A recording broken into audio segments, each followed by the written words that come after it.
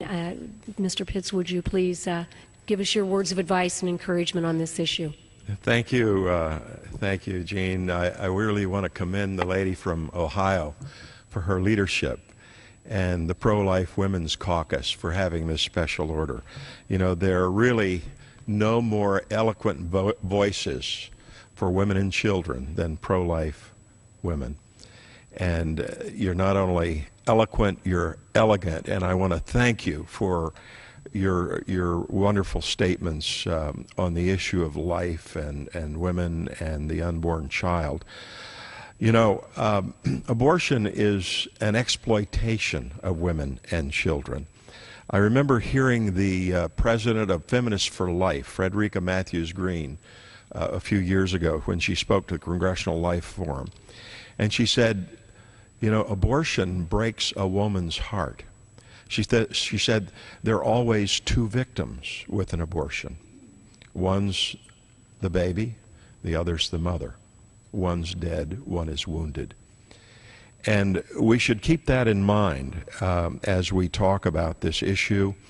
I am very sad to see this administration act so quickly to go towards promoting abortion policies.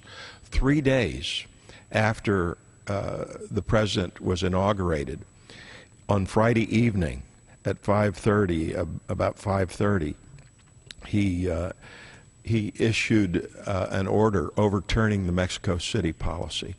Mexico City was started by President Reagan, and it has been in our policy for many years.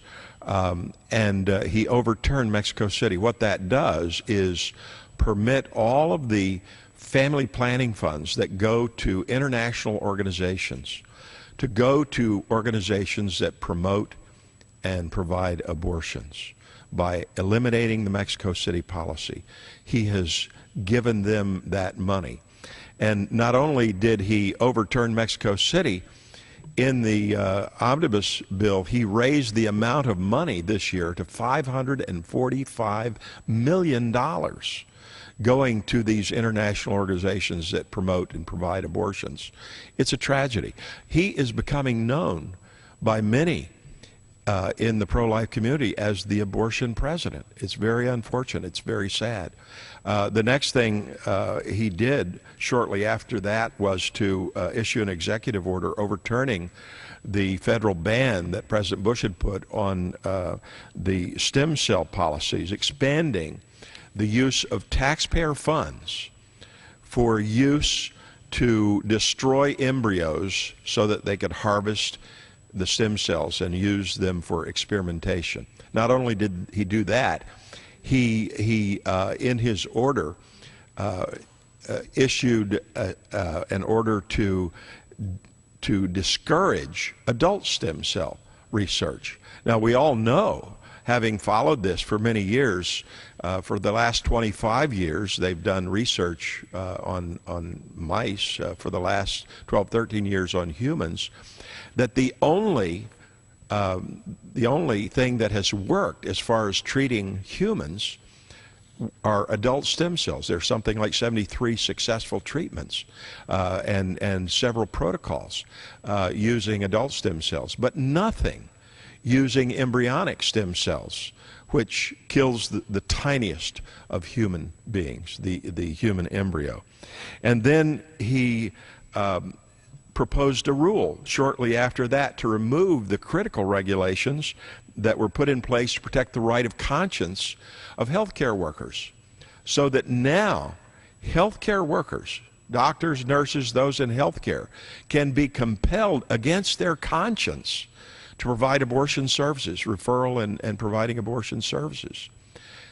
This is another promotion, if you will, of abortion. And then in the omnibus bill, they removed the provisions that would have prevented funds from going to the UNFPA, the groups in China that promote abortion, forced abortion, and forced sterilization.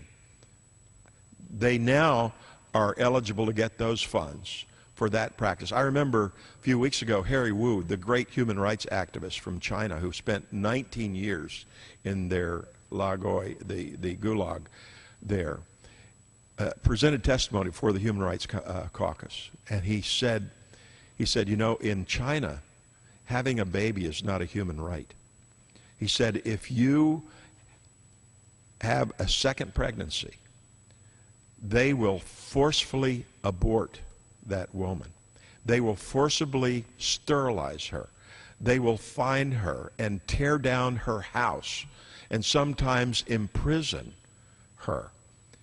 And we're putting U.S. taxpayer funds into organizations that promote and provide that kind of service in China. It is really a terrible thing that American taxpayers who have a conscience against their funds from being used for these things are now seeing this administration open the floodgates for these kinds of provisions in our country and around the world. And now in this budget, in the Obama budget, he has proposed, he's included a loophole that would allow taxpayer funds for abortion in the District of Columbia. The best way to reduce abortions is to limit taxpayer funding for abortion. There's been a lot of talk about abortion reduction.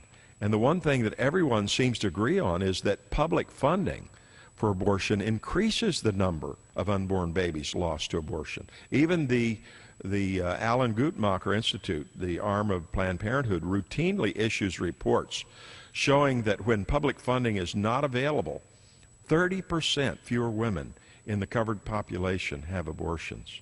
That means 30% of babies whose mother receives government-subsidized health care survive because of abortion funding restriction. And so undermining common sense policies like the restriction on taxpayer funding for abortion flies in the face of the President's claims that he's working to reduce abortion in America. It is very unfortunate. And so I just want to commend the pro-life women for this special order tonight. They have an understanding like no one else on this issue, and it is so heartening to hear their eloquent testimony and voices on behalf of women and children here in our country and around the world. So thank you. Thanks to the lady for inviting me down. I really commend you for your special order tonight. Well, and thank you so much for sharing some moments with